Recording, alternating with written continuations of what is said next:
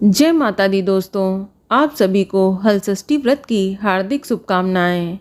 दोस्तों, भाद्रपद महीने के कृष्ण पक्ष की षष्ठी तिथि को हलषष्ठी व्रत यानी हरछठ व्रत व ललही छठ का व्रत रखा जाता है। इस दिन बलराम जी का जन्म हुआ था, इसीलिए इस दिन बलराम जयंती का पर्व भी मनाया जाता है। आपको बता दें कि बलराम जी का मुख्य शस्त्र हल और मूसल है, इसी कारण उन्हें हलधर के नाम से जाना जाता है। इस दिन पुत्रवती स्त्रियां अपने पुत्र की लंबी आयु और सुखी जीवन के लिए व्रत रखती हैं। दोस्तों, हलछठ का व्रत बहुत ही नियम के साथ किया जाता है, तो यदि आप भी हलषष्ठी का व्रत रखने जा रही हैं तो उससे पहले ये जानना बेहद ही ज़रूरी है कि इस व्रत में क्या क्या खाना चाहिए और ऐसी कौन सी चीज़ें हैं जिन्हें भूल कर भी नहीं खाना चाहिए, क्योंकि इस व्रत में ऐसी बहुत सी चीज़ें हैं जिनको खाने से व्रत खंडित हो जाता है। तो इस वीडियो में मैं यही बताने जा रही हूँ कि हलषष्ठी के व्रत में क्या खाएं और क्या नहीं खाएं, हलषष्ठी व्रत का खान पान कैसा होना चाहिए। लेकिन वीडियो शुरू करने से पहले आपसे निवेदन है कि यदि वीडियो थोड़ा सा भी अच्छा लगे तो वीडियो को लाइक और शेयर अवश्य करिएगा, और व्रत की सफलता के लिए कमेंट बॉक्स में अवश्य लिखिएगा जय छठ मैया की। दोस्तों, हिंदू धर्म में हलषष्ठी के व्रत का विशेष महत्व है। ये व्रत पुत्रवती महिलाएं रखती हैं और अपने संतान की सुखी जीवन की कामना करती हैं। इस पर्व को हलषष्ठी व्रत, हलछठ व्रत, चंदन छठ, ललही छठ, कमर छठ आदि जैसे नामों से जाना जाता है। ये व्रत महिलाएं अपने पुत्र की दीर्घ आयु के लिए रखती हैं। माताएं व्रत रखकर पूजा करती हैं।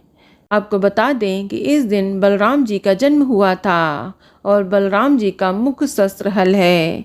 इसी वजह से इस दिन हल की पूजा की जाती है, और हल की पूजा करने के कारण इस दिन महिलाएं अपने पुत्र की सलामती के लिए पूजा करने तक निर्जल उपवास रखती हैं।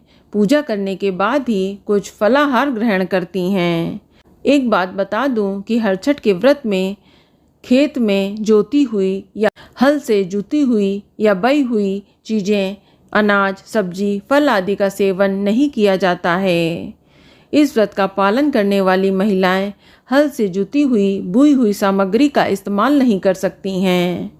इसके अलावा इस दिन गाय का दूध, दही, घी आदि का इस्तेमाल भी नहीं किया जाता है। इस दिन व्रत रखने वाली महिलाएं केवल वृक्ष पर लगने वाले खाद्य पदार्थ खा सकती हैं, या इसके अलावा जो चीज़ तालाब में पैदा होती हैं जैसे तिन्नी का चावल, केमुआ का साग, नारी का साग, पसई के चावल आदि, सिंघाड़ा, ये सब चीज़ें तालाब में पैदा होती हैं। मखाना, ये सब खाया जाता है। इस व्रत में गाय के किसी भी उत्पाद जैसे दूध, दही, घी, गोबर, इसका इस्तेमाल करना वर्जित होता है। हलषष्ठी के व्रत में आप केवल भैंस के दूध का, भैंस के दही का व घी का इस्तेमाल कर सकती हैं। महिलाएं इस दिन तालाब में उगी हुई पसई व तिन्नी के चावल, महुआ का लाटा आदि बनाकर खा सकती हैं। इस दिन मखाने फ्राई करके खा सकती हैं। इस व्रत का समापन महिलाएं भैंस के दूध से बने दही और महुआ को पलास के पत्ते पर रख कर करती हैं। तो वहीं हरछठ के दिन निर्जला व्रत रखने के बाद शाम को पूजा करने के बाद पसई के चावल व महुआ का लाटा बनाकर व्रत खोला जाता है। या कुछ महिलाएं इस दिन पसई के चावल यानी लाल चावल, भैंस का दूध व दही खाती हैं, या फिर नारी का साग, केमुआ का साग भी सेंधा नमक की सब्जी बनाकर खा सकते हैं। इस दिन सिंघाड़े की पकौड़ी, सिंघाड़े की पूड़ी बनाकर खाई जा सकती है। इस दिन कुछ महिलाएं महुआ की चाय बनाकर भी पी लेती हैं। एक बात बता दूं कि हरछठ के व्रत वाले दिन टूथपेस्ट से ब्रश नहीं करना चाहिए।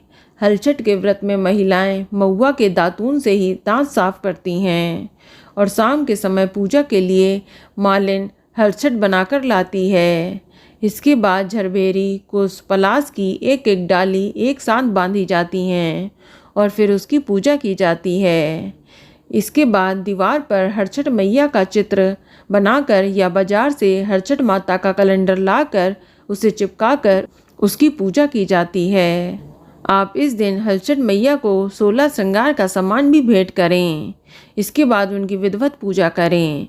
इस दिन मिट्टी के छोटे छोटे कुल्हड़ को ऐपन से रंग कर उनमें सप्त अनाज भरकर उनकी भी पूजा की जाती है। और इस दिन हलचट मैया की 6 कहानियाँ सुनने का विधान है। इसके बाद आरती करके विधिवत महिलाएं पूजा को संपन्न करती हैं और अपने संतान की दीर्घायु और सुखी जीवन की कामना करती हैं। तो दोस्तों, ये जानकारी आपको अच्छी लगी तो कमेंट में जय माता दी जरूर लिखें। वीडियो थोड़ा भी अच्छा लगे तो कृपया वीडियो को लाइक अवश्य करें, शेयर करें और साथ ही साथ चैनल को सब्सक्राइब करें। धन्यवाद।